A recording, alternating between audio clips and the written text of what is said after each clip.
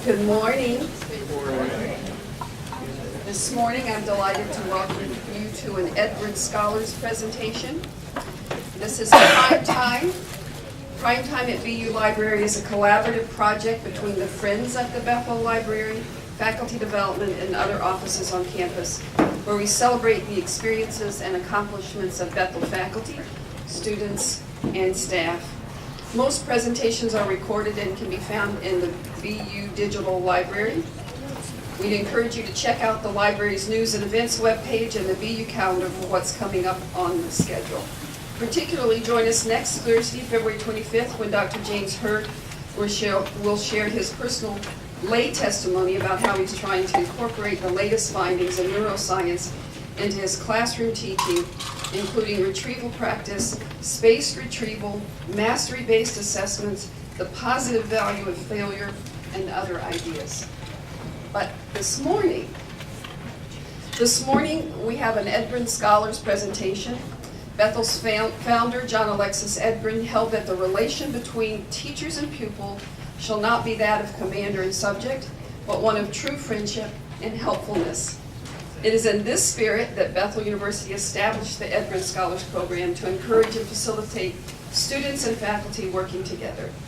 Faculty-student research teams collaborate on a research project that has the potential of making a significant contribution to a given field of study. A few years ago, Kenneth Steinbach, professor of art and design, began conducting a series of interviews with successful mid-career artists with the goal of determining activities that support and expand their creative capabilities. Steinbach began his research with a series of 50 interviews. With the support of an Edgren Scholars Grant, Emily Swanberg, a double major in art and psychology, joined Ken in this work. Together they completed an additional 50 interviews, compiling the resultant information and writing a paper that outlined their central findings. Today we're privileged to have them share with us what they've been learning about the creative practices of mid-career artists for maintaining long-term creative viability. Join me in welcoming them.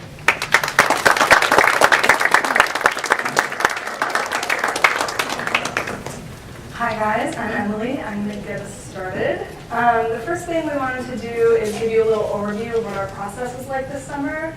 This is kind of a weekly summary of the things we would do.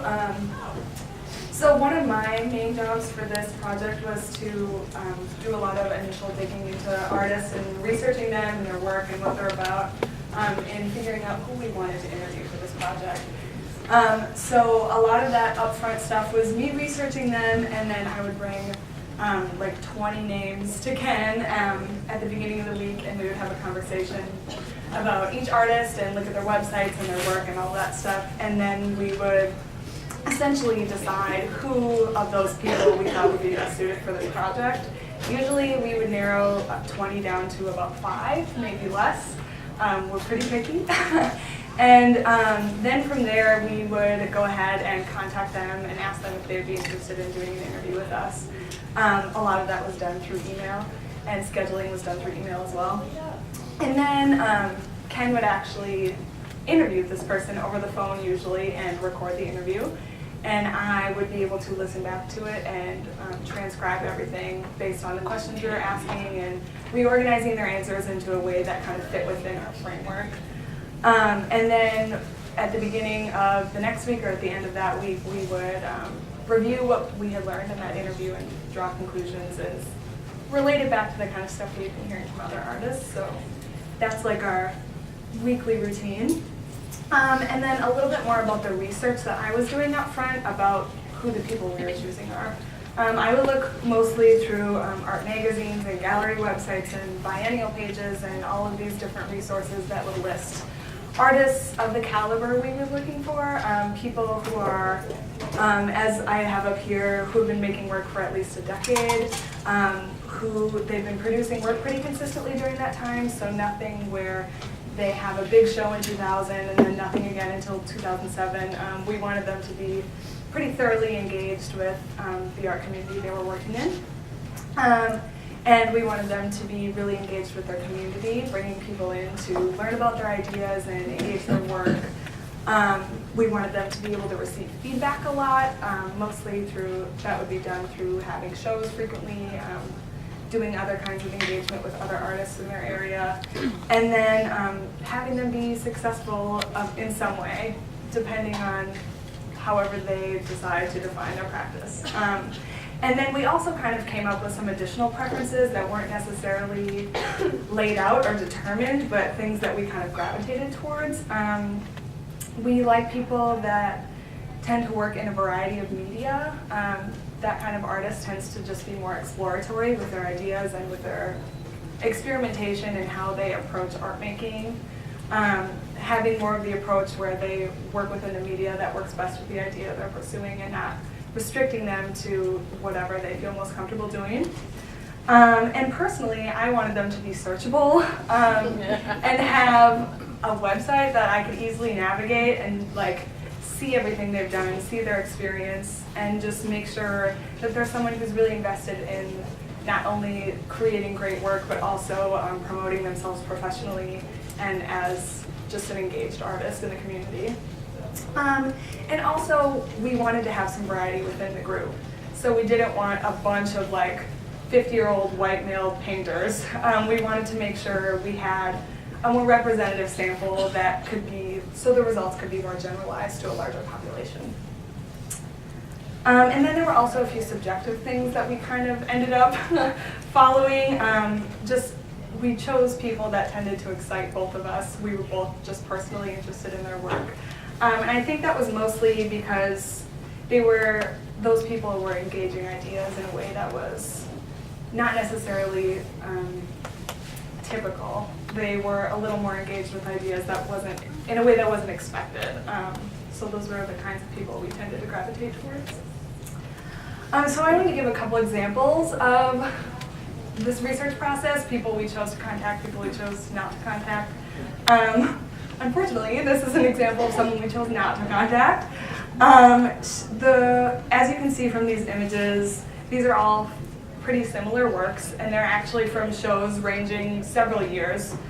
So based on her website and what we could see of her online, we decided that her work was a little bit too consistent for this project, and her exploration of ideas was a little too consistent over time. And with that, there was just less experimentation than what we were looking for like the typical candidate for this project.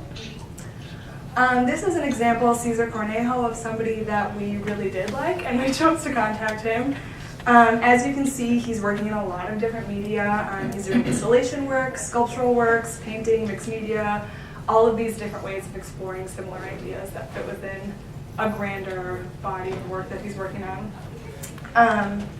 And I found him to be really experimental in the way he approaches his process. For example, you can see that he's done like some paintings on corrugated metals, working with things other than canvas necessarily. And he does some things crossing 2 dimensions with 3 dimensions, so we really just liked his level of, his reasoning behind why he was making these works. He was really willing to experiment and see where the ideas could be played out. This is another example of an artist we chose to contact named Sasha Huber. She's also working in many media like Caesar. She has those first 4 on the top left are film stills. She's had some performances, as you can see on the bottom, some installation pieces, some unconventional drawings. That one on the bottom right is of staples. It's like staple gun painting.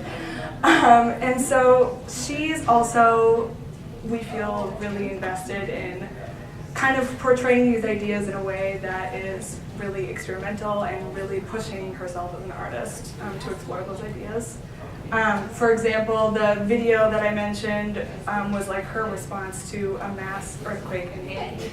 And she's just really engaging with her community and the things that are happening around her. And yeah, so I'm going to give it over to Ken for a little bit here. You're not going to do this one? Oh, I can if you Okay, want. go ahead. These are the kind of questions you Yeah. can ask. So these are some of the major points we hit when we do the actual interview over the phone with the artist. We, first of all, want to get a sense of who they are, just demographic information, kind of stuff for our records.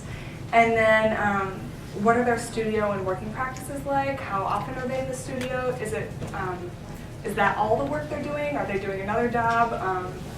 What is that day-to-day like for them? And then we ask about their support practices, including things like reading and research and image gathering and going to galleries and all these things that kind of support the work they're actually making. And then with that, we kind of talk about their ideation process, brainstorming process, and any other things that they consider to be relevant to how they actually work as an artist. And then one of the big things we talk about a lot is their motivation. Why are they doing this?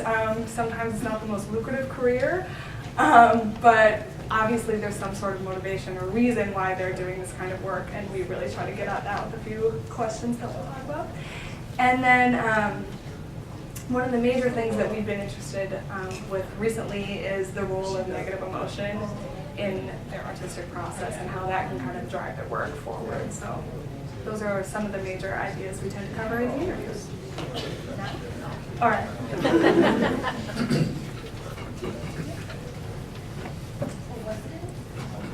Wonderful. So there's a few artists that I'll be showing you. We're not necessarily going to be talking about all these artists. Jill Downer, for example, is somebody that actually interviewed before Emily came on. A terrific artist down in St. Louis. And so I'll just be showing you a few of those images as we go, and you just kind of take those in.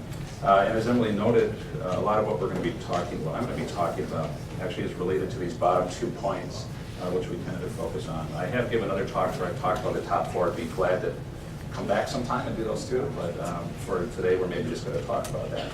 And I do have a big fat text, but it's not as nearly, the writing is really big, so it's not as long as it seems. The aspect of this study that emerged most strongly through the Edgren Grant series of interviews was the degree that visual artists intentionally embrace activities that create deep levels of fear, anxiety, and uncertainty within their practice, with these emotions seen as vital parts of the process itself. This happens to a degree that we would suggest that these frictions and conflicts are an important generative force behind the creation of visual art. We've defined these activities as generative conflict.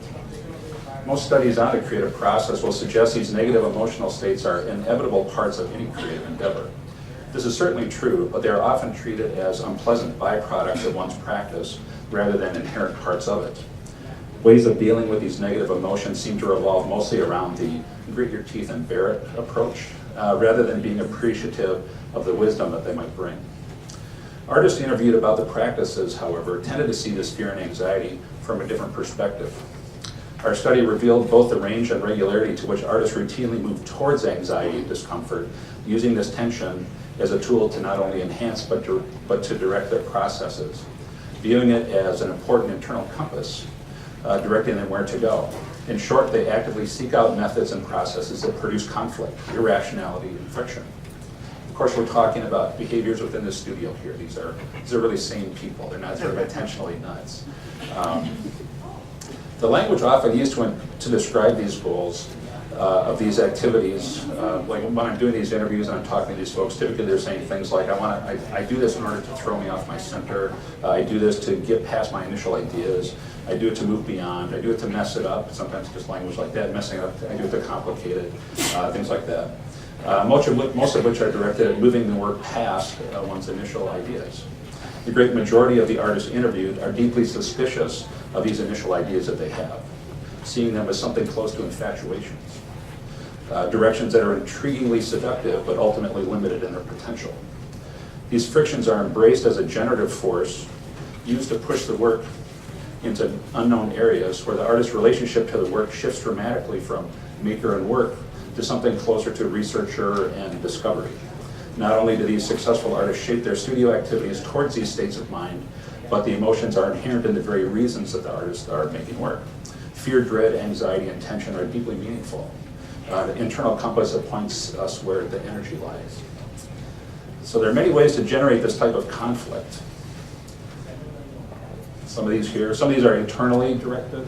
You see, the idea of simultaneity. One of the things that artists tend to do, which is something I call simultaneity, which is we tend to work on multiple things simultaneously. And some of that's just a product of the type of careers that we tend to have. But even in the absence of career pressures or gallery pressures, things like that, artists will do this anyway. So like everybody's always working on a lot of different things simultaneously.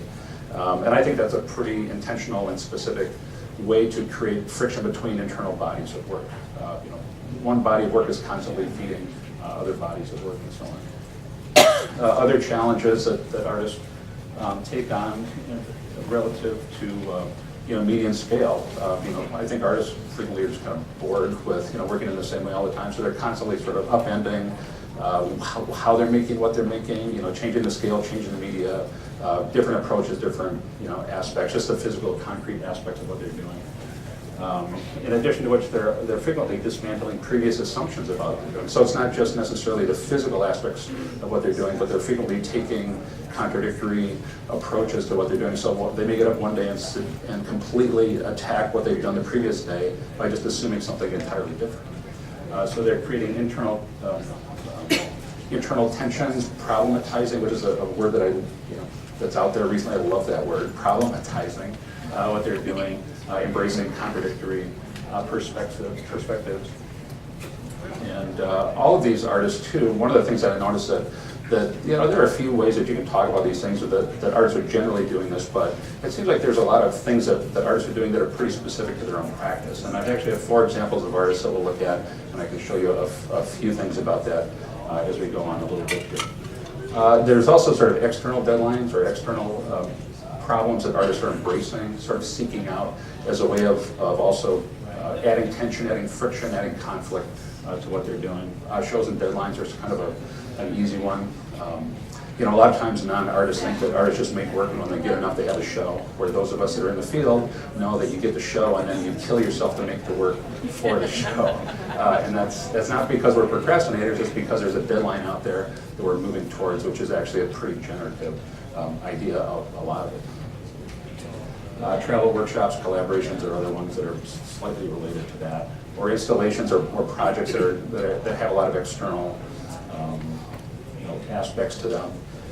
Those are other ones. And then also, again, sort of artists are very good about finding projects and things from the external world that sort of interrupt and create disruption within the specific things that they're working on in their studio. So. He's a pretty interesting character. To be clear, these activities are not entirely negative. So when we're talking about these negative experiences, I would say negative is sort of a broad umbrella term. I would say they're disruptive. I would say that they're adding things within the process that are creating tension and certain types of conflict which are very rich and moving towards uncertainty and anxiety. Some of these actually seem a little gimmicky, like the one that Tucker does, but I actually think that they're pretty liberating in a lot of the ways that they're working. But all these have the goal of moving the work into new directions. These artists seem to be very ingenious in finding new ways of creating these conflicts for themselves. So this guy, Tucker, was probably one of my favorite interviews. He was the first one he did. It's probably one of my favorites. He was really fun. For the last 25 years, Tucker, who actually doesn't have a formal training in art, but for the last 25 years, he's been making artwork with his non-dominant hand. So he's right-handed, and he only draws left-handed. That's one of his larger installations in the back. A bit of a quote from him. He explains, "I used to draw with my right hand, and I was pretty good at it. Excuse me. But the left-handed work was a lot more alive. A part of me said, 'This is a good voice for you. Why don't you nurture it?'" And so he's got this great website where he kind of talks about that a little bit. Another quote that he had that is probably one of my favorites, definitely going to end up published at some point. He said, "If I consider making a mark and find myself thinking that I will mess up the piece if I do it, more than 99.9% of the time I will make that mark." This guy, I get this guy. Another artist with a bit of a similar approach was Christy Blizzard. She was somebody we did contact. So, she was expressed it in another way. She's a painter and a performance artist. And she says when she's working in a painting and she feels that the piece is getting too attentional and too predictable, and this is a quote, another great quote, she says, "I will paint the stupidest, weirdest, most awkward, dumbest thing I could put in the painting right now, right in the best part of the work, in the area," this is the part, "in the area that I've been trying to protect." It's like, that's a really great, very observant quote about somebody sort of intentionally messing it up and keeping themselves from getting too precious and allowing their process from getting too focused on making perfect objects. So rather than seeing this as self-sabotage, I would maybe say that it's perhaps liberating. And she also says about this, a large percent of the time it's a very good move to do this with a larger installation. This guy Chen Lin is a Chinese artist that we interviewed. He paints within a traditional Chinese manner, but also is trained in Western methods. While his subjects evoked Han Dynasty screen paintings, his haunting, nearly empty compositions are decidedly postmodern in nature. His work lives in a constant conversation between these two worlds, existing simultaneously in both, but not fully in either one. And so the tension that he is finding is trying to simultaneously sort of be in the past and be in the contemporary Western present. Another artist, Henrique Oliveira, is a Brazilian artist whose installations attack the museum buildings themselves. They ride the tensions between forms of organic life and the history and the meaning of Western art gallery architecture. One of the principal vital sources that he uses is a book of medical illustrations that focuses on biological abnormalities. And so he's kind of finding these really great conversations back and forth between architecture and biology. So what you're looking at here is actually painted plywood. So what's going on with these tensions for the artist? I would contend that while these acts embrace high levels of uncertainty and anxiety, the act of making art is not principally self-torturous in nature. The romantic myth of the tormented artist is just a myth, in my opinion. I would contend that the process of making art is to a large degree about pleasure. While anxiety, tension, and uncertainty are inherent parts of the process, they are not the defining characteristic, and certainly not the exclusive results, but they are an inherent part of the process.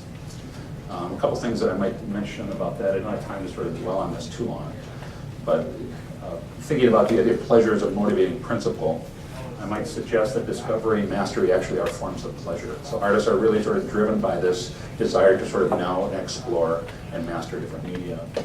I would say that ideas and information, as an artist, pull them into the creative process, are really eroticized, and I would maybe suggest what that means exactly is that analytical information is turned into sensual information. It's turned into information that's meant to be sort of, it has tactile form, it's sensualized in some way. Another goal that I think is happening with a lot of these folks is that they're not only sort of doing it for pleasure, but they're also trying to figure out ways to make it more pleasurable for themselves in the future. They're trying to figure out how to do this in a way that sort of expands out for them in the future. And it also has some pretty curious resonance with the Ignatian view of consolation and desolation. And I've got a page here that I just don't dare read because we're already short of time. So, other artists. I think the most compelling aspect of these findings is how they intersect with the challenges for younger artists who are at the beginning of their careers. And it was really nice to work with Emily on this because I was sort of faced with that perspective every week to go in and hear all of these conversations from her perspective. So artists who are most typically in their mid-20s or younger. The teaching of art, I think, is more directly responsive to what is going on in the larger culture and with other artists and some other academic fields in which more distillation takes place before it gets to the classroom. In addition, younger artists have to deal with the complications of postmodernism, with its malleability of meaning, the complications of identity politics, and challenges to hierarchies of craft and craftsmanship. To be clear, I believe these aspects of the current scene are best looked at as gifts, but still presents an overwhelmingly diverse and at times manic field of activity that can be challenging to navigate in a coherent way. However, younger artists today face very real and unique challenges that have very real potential to impact the development of a viable visual arts practice. Some of these have the potential for upsides and some don't. So these are the three areas that I would say, art forever, it lasts 5, 10, 20,000 years, whatever, as people have been making things. We face some challenges that are always the same. But these, I think, are new challenges that are actually quite unique and specific to people that have been making art since, or learning or being educated since maybe 2001 or so.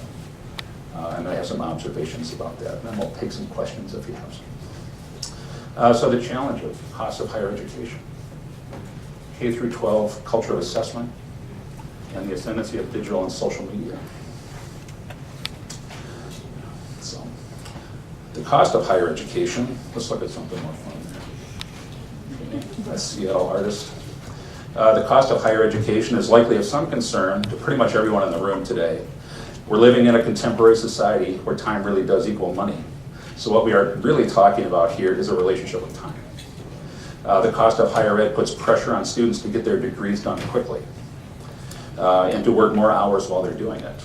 It also makes students a lot more skittish about changing majors midstream, taking classes just to see what they might learn. This pressure affects not only how students invest their time, but also increases the tendency by the student to demand immediate returns on their educational investment. All these collide head-on with the idea of generative conflict, which is a force that bends towards complications, problems, and contradictions. It demands time. It's an unpredictable, and it is unpredictable, and it consumes resources. One aspect of this can be seen in the approach to time. Most students will generally work on a project until a project is completed and stop working at that point. It's a method that we've instilled in them with our current K-12 educational system, and one that is reinforced by virtually every aspect of our contemporary Western society. So get an idea, go into the studio, make that thing. As soon as you're done, you walk out of the studio. By contrast, the artists that we are interviewing will work on a project or a problem within a clearly defined set of time, meaning that they will go into the studio from 8 to noon every day, and if they're done, they'll just do something else. Another variation on the work, another experiment, so if they get done working on a project for the day, they'll just find something else to do that's related to it. Frequently implementing one of these other strategies, problematizing what they've done, making variations, doing something along those lines. Only a really small percentage of interviewed artists work without a defined time-based system, which I think is very only a very small number of folks will work until the project is done and then quit.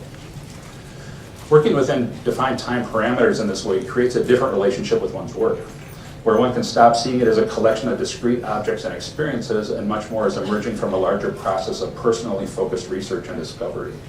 Working only on objects that one dreams up beforehand tends towards work that is more expressive in nature, often centered principally on capturing the artist's ideas and emotions. Making art within defined time parameters tends towards making objects that are more explorative in nature, that is more outward-looking, engaged, and open to other possibilities. In this way of working, artists are looking to find and develop visual ideas, not merely express emotional states. Experienced artists often find ways to compensate for the lack of time and money, but most often younger artists, this is simply an inhibiting external pressure. It's just a dumb problem. You just gotta have more money, you just gotta have more time. The culture of assessment is also, painter. Culture of assessment in the current K-12 educational system in the US adds further pressure. Younger artists educated after the implication of the No Child Left Behind Act of 2001 have had their educational experiences shaped by a system that tends towards specific, singular, defined outcomes that can be externally assessed. All four of those things put really specific pressure on what we're talking about here. The impacts of this pressure on the student emerges as a preoccupation with grades, an unwillingness to explore and value multiple potential outcomes, and a view of failure that is almost entirely negative. Anxiety, disorientation, and uncertainty are perceived by the student as entirely negative, situations to be avoided, indicative of a failure by either the student, the teacher, or the system. This attitude obviously contradicts the embracing of experimentation and problematizing inherent in a viable visual arts practice. To be sure, this is a generalization. There are great parents, teachers, and programs that work against this tide, but the pressure is real and persistent. And has significant impacts on a younger developing artist. It has gotten to the point now where some art foundations programs at some art schools have begun to require failure as part of their projects. That's a pretty interesting state to be in right now. It is in a system that prioritizes assessment. Most frequently, students do not encounter these ambiguities as a positive experience or a generative force. They are viewed as unproductive problems. The third one, the ascendancy of digital media and social media. A teapot, by the way. It really is. The ascendancy of digital media and social media has also had a significant impact on how younger artists create environments that generate positive friction and conflict. While the previously mentioned barriers of educational costs and culture of assessment have more downsides than potential upsides, the impact of digital media is more complex, offering the potential for tremendous benefits. However, we need to navigate through these possibilities with some awareness of what we are gaining and what we're losing as we adopt new methods and media into our processes. Some of these are more helpful than others. As an example, one of the more omnipresent aspects of digital technology is the ability to photograph virtually anything at any time and carry the images wherever you go. Most of us now are carrying a personalized database of several hundred images that we have constant access to. This is without question an asset for the artist. And who but the world's biggest curmudgeon would dismiss that? It's so much fun to have all that. But it should be noted that this is not really a replacement technology, but a new one. It does seem to be the case that the most powerful benefits of these technologies emerge when they are offering new potentials and not trying to replace existing ones. There are a number of studies that suggest that taking lecture notes longhand is far more effective in learning than taking notes on a laptop. This is attributed to the need to distill information and reinterpret into one's own words as you're listening to the speaker. Taking notes on a laptop tends towards transcription, while taking notes longhand requires distillation and reinterpretation into one's own words. Digital media allows us to do the equivalent with many aspects of making visual arts. Why make a sketch of an artwork when you can just take a photograph? It's like, why draw it? Why would you do that? You carry the sketchbook, you have to do all that. It's a big problem. I would suggest that many times we take these photos as a substitution for seeing and not as a way to enrich the experience of seeing. Of course, I'm not talking about well-considered photographs, but those other 99% that we all take.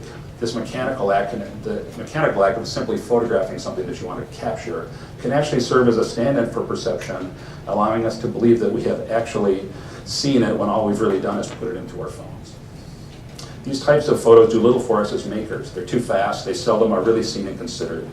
While a smartphone photo has offered the new potential for us, we need to be careful that we don't allow that potential to eliminate the need for us to study images and objects in other ways, such as drawing, which is a profoundly different experience.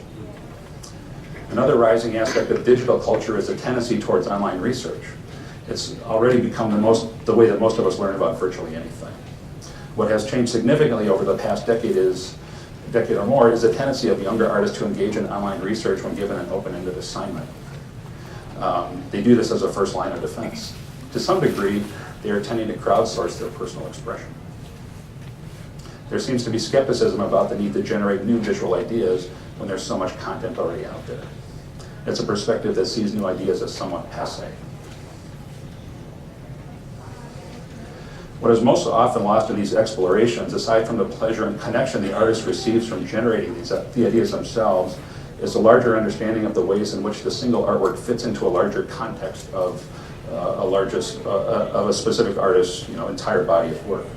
There's a disconcerting tendency for objects found as a result of Google searches to be flattened into a single plane of objects valued principally for their ability to evoke a response within a second or two. Artworks and careers that take years or even decades to develop are compressed into brief experiences that sit cheek by jowl with works from entirely different cultural and geographical contexts, the result of grouping by casual verbal descriptors. Images also tend to be grouped in ways that create or confound different social or economic agendas. This way of engaging digital culture also tends to reinforce the notion that it really is the idea that matters, isolated from a larger framework of cultural reference points, isolated from the development, and isolated from any sense of construction and development. The ideas one tends to pick up this way are those that are visually fast and easily readable, and usually best when viewed on a laptop screen. This is a way of engaging content that is conflict and anxiety-free. New technologies are best embraced when they open up capabilities not previously available. I don't really want to draw on a tablet, electronic tablet, because I find the drawings really still. However, the film industry has exploited this technology to great effect. I'm happy that they're doing that. Marble figurative sculptures, carved entirely with a 5-axis CNC machines in order to save human labor costs, are really dreadful objects. But Charles Ray, carving this thing out of a solid piece of stainless steel with those same machines, is essentially using the technology in a new way, something that's never been done before. And it's really wonderful. It's offering new possibilities. So I would conclude and say digital technologies are most valuable not for replacing existing tools, but for adding new ones. And I think I'm going to stop there. So one more slide. Okay. So I just wanted to briefly cover some major takeaways that I got from this process, being his prime audience for this research. So one of the things that I was really drawn to was this idea of experimentation being completely crucial to the process.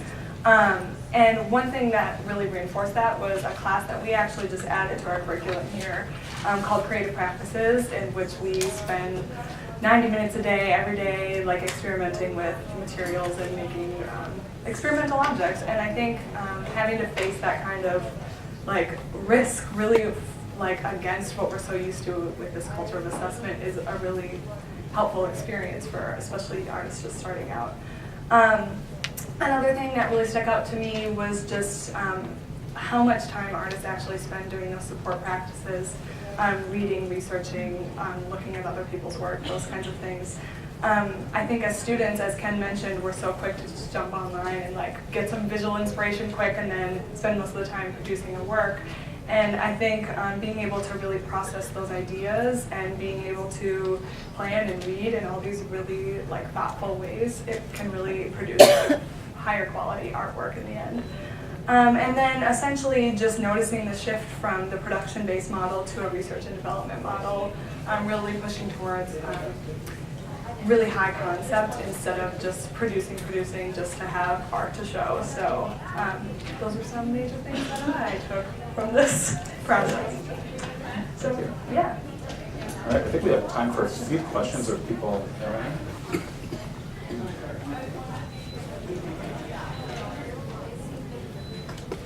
Yeah. So I'm thinking of one of the artists that you didn't choose to contact that had a narrower body of work. Mm-hmm. Is it possible to have creativity within a narrow body, deep body of work? What would that creativity look like? Yeah, and I would say that some of the people that we did interview, it was a little bit tighter than maybe what Emily indicated with a few of the artists that you saw. They weren't necessarily moving from object to object. There were the painters, for example, tended to really focus down and just dwell, principally within anything. So I would say absolutely it's possible within that narrow range. But I think one of the things that we were interested in was, I think more than that was the idea that we wanted folks that were sort of outward looking and maybe focus more on having some kind of interaction with the community. And for whatever reason, that just seemed to be a body of work that was a little bit more expansive. So the narrower range sometimes is more closely associated with commodities. People are making work to sell in the gallery. There are commercial reasons why artists do that, and we've kind of just saw that work generally was a little tighter, a little bit kind of going in a different direction than what we were interested in. That answer your question? Sort of, maybe. So, yes. You mentioned that one of the criteria for the artists was that they had like success of some kind. I was wondering if there were some general things that you saw and how they define their success. I think we define their success, to be honest about it. But we define it either in terms of either critical success, commercial success. Critical success, like are there critics writing about respectable people, sort of writing about them in positive ways. Commercial success, are they putting work into galleries, or even just success, within communities. There were a couple of artists that really weren't gallery represented, but they just found constituencies that they were really invested in and whose work, they had this meaningful conversation and dialogue with the community. So it wasn't critical or financial. It didn't have to be any one of those, but it had to be at least one of those. It didn't have to be all of them, but it had to be at least one of those. Yes? I'm curious about the unstructured time class. I forget what it's called. Creative practice. Creative practice. Have you seen any impact of that on any difference with a student later on, say with their senior work? Have you seen the impacts of that? How has it changed students? Well, we have a lot of faculty here and a lot of students that could maybe answer that, but for the sake of time, I could maybe just, we actually have noticed it. One of the things that seems to emerge from that class, and I need to back up and say it's really just not the class, but it's a class that they take in connection with another class within the art department. And so there's like kind of broad consensus, and it's kind of this whole art department class, not just my class. But a lot of times the work that students are developing in a creative practice class, which is a sophomore and junior level class, becomes the work that they stick with for a long time, because they're really forced to just sort of find their own direction. I don't give it to them. It's like they have to develop their own direction. and it becomes very authentic, and it becomes very personal to them. And for me, prior to taking that class, I was finding it really difficult to find my direction, primarily because of our system of assessment. Like, I'm constantly trying to complete these assignments, and I think that class was a really great opportunity to kind of just like see what I could do, wanted to do, see what ideas I could explore, and I think just having that experience, even for just a semester, was like changing the impact of my trajectory as a student.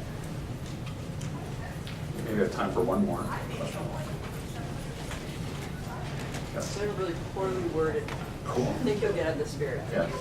Did you have any, at any point, discuss with these people like how their attitude about creativity and these practices or components of their practice had changed as their careers evolved? Like, so being people who grew up not in this kind of cultural assessment, Yeah. do they have this kind of attitude about their practice from the very beginning? Or it kind of seems to my mind, when you have a successful career and you're way down in, you get this like invitation. It's easy to say, I'm going to put a mark in the best spot, the most protected part of my painting, Yeah. because you have the inertia to like support that and it's working. So how did they get from zero or from that student level to having that kind of confidence to let them make those changes? You know, because when you're picking out stuff for your senior sem or in that next part of your career, you don't have the accolades behind you to give you the freedom to make those choices. Yeah, no, in terms of the demographics, I mean, it is sort of a, wanting to have people that have been making work for at least 10 years. And the other part of that was after school. And so the goal was to like have all of the school stuff kind of shake out. And so people were, like, if you're still making stuff 10 years later, there's clearly something good going on. And you're being self-motivated in some way. But the downside of that was we really weren't able to talk to people that had sort of suffered, so to speak, under this cultural assessment.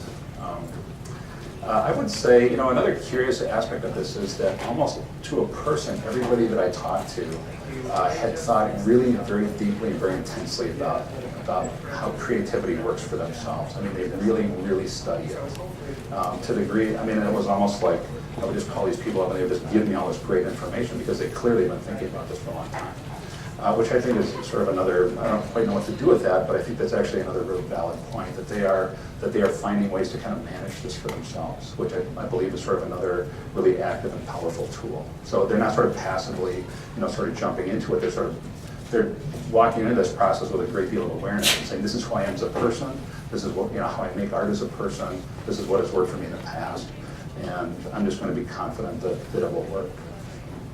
Did you have any? I think we're probably, thanks, Justin. I think we're probably done. It's a little after. Thank you.